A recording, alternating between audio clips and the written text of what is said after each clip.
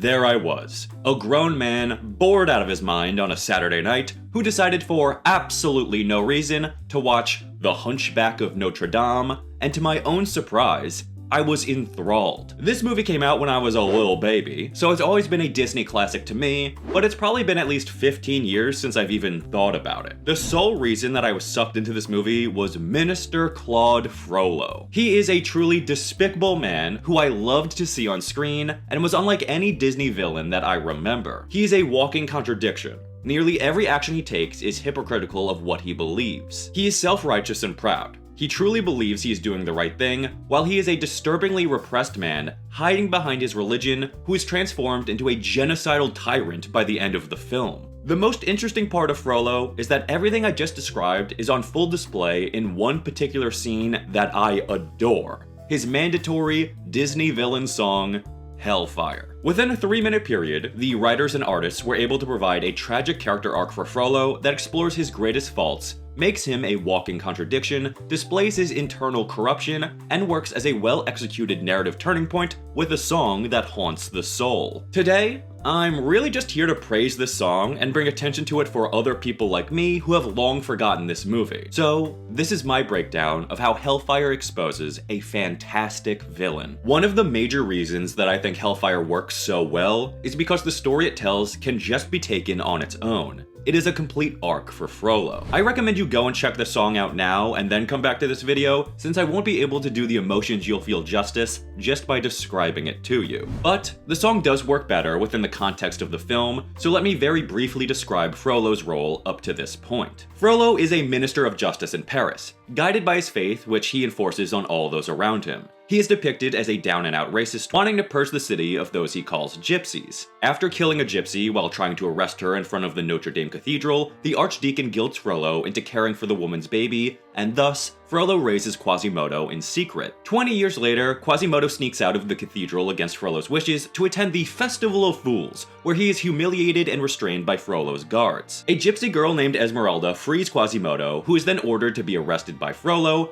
but she escapes using street magic, which Frollo calls witchcraft. Long story short, she takes up asylum in the Notre Dame Cathedral with Quasimodo, where Frollo cannot legally arrest her. It is during her time in asylum that Hellfire takes place. Now, let's actually dive into the scene and how the story explores Frollo's faith, the conflict within him, and his commitment to evil, which leads to the climax of the film, all within a concise 3-minute song sung by a character whose inner life we know next to nothing about. The scene starts with the Archdeacon and priest beginning a confessional hymn, framing this entire song as Frollo's confession to God and the Virgin Mary. Standing alone in his chamber and overlooking the city, Frollo begins by saying, "Beata Maria, you know that I am a righteous man. Of my virtue, I am justly proud." Right out of the gate, the song sets up Frollo's hypocrisy.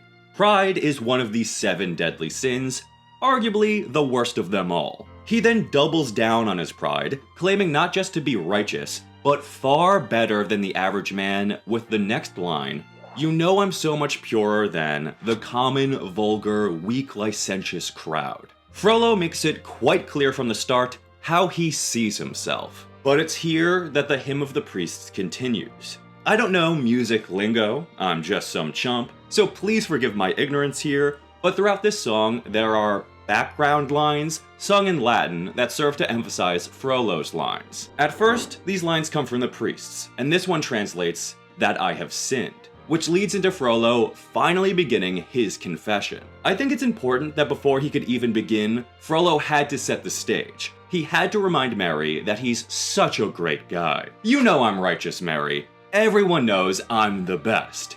Only after he's established that does he begin to confess his sin. And I'm using confess lightly because really, he demands an answer from Mary as to why he is succumbing to sin. "Then tell me, Maria, why I see her dancing there, why her smoldering eyes still scorch my soul." The visuals tell us that he is referring to Esmeralda, and the priest's lines come in to emphasize that this sin is in thought. He then says his thoughts of Esmeralda are blazing in him, making him lose control. And once again, the priests emphasize that this loss of control is in both word and deed. That is made crystal clear when Frollo pulls out Esmeralda's stolen scarf, which was hidden in his robes. As he equates his desire for Esmeralda to Hellfire burning him from the inside out, he caresses his face with her scarf. But he catches himself, claiming that this desire is turning him to sin, and he violently wraps the scarf around his hands before falling to his knees with it draped over his hands like rosary beads. In just 17 lines, or 86 words,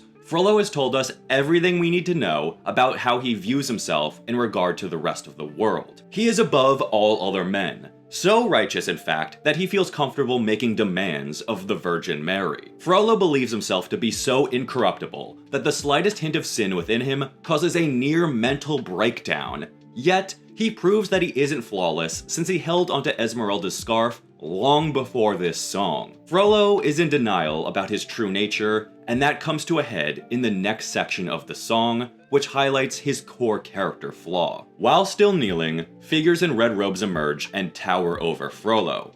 Yet, they say nothing, and it is Frollo who makes the first move. Instinctually, he leaps up from his submissive position to declare that the desire he feels isn't his fault. The robed figures first speak in response to Frollo, saying, "Mea culpa," meaning, "through my fault." This confirms to the audience that despite his protests, Frollo isn't fooling anyone. It's unclear exactly who these robed figures are, but considering this is all in Frollo's head, it's safe to say that they act as Frollo's subconscious, showing that deep down, he does know the truth. Here, Frollo is panicked, pleading with these figures, desperately trying to convince them of his innocence. It's when Frollo gets more specific in his denials that the line from these figures changes. At first, Frollo is just vaguely claiming it isn't his fault, but when he shifts blame specifically to Esmeralda, singing, "It is the gypsy girl, the witch who set this flame," the response is, "Mea maxima culpa," through my greatest fault.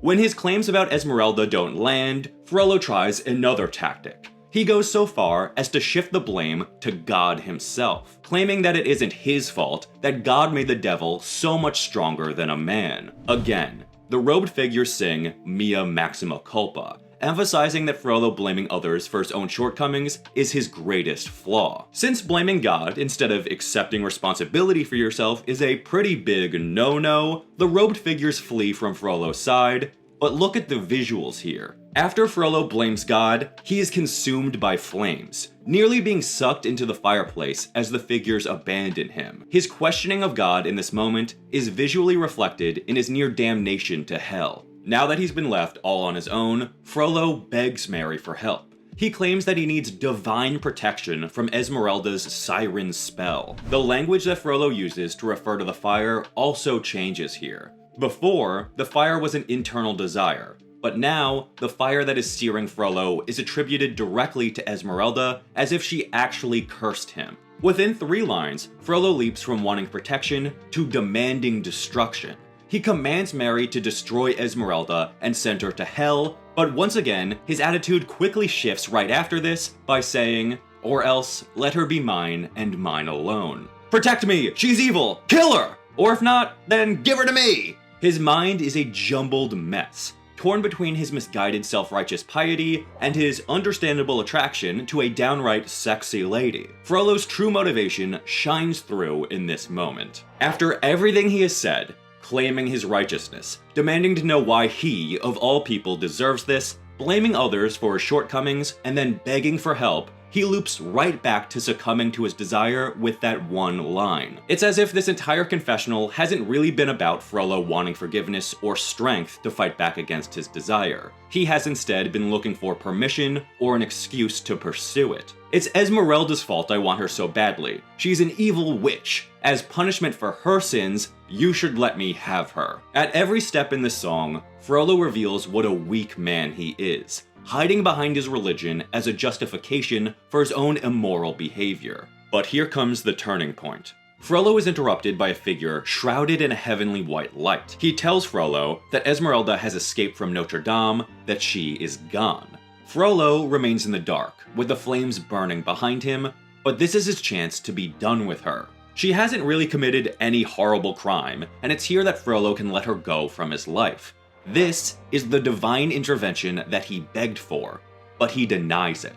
He demeans the messenger and sends him away, Turning back to the flames, Frollo claims that he will find Esmeralda and he will burn down all of Paris if he has to. From here, Frollo seems to nearly worship the idea of Hellfire that he started out fearing. He sings that it's Esmeralda's turn to face such fire and provides an ultimatum. She can either choose to be with him or be burned to death. Once again, the Latin lines come back into the song, likely the robed figures, but regardless, it's Frollo's subconscious.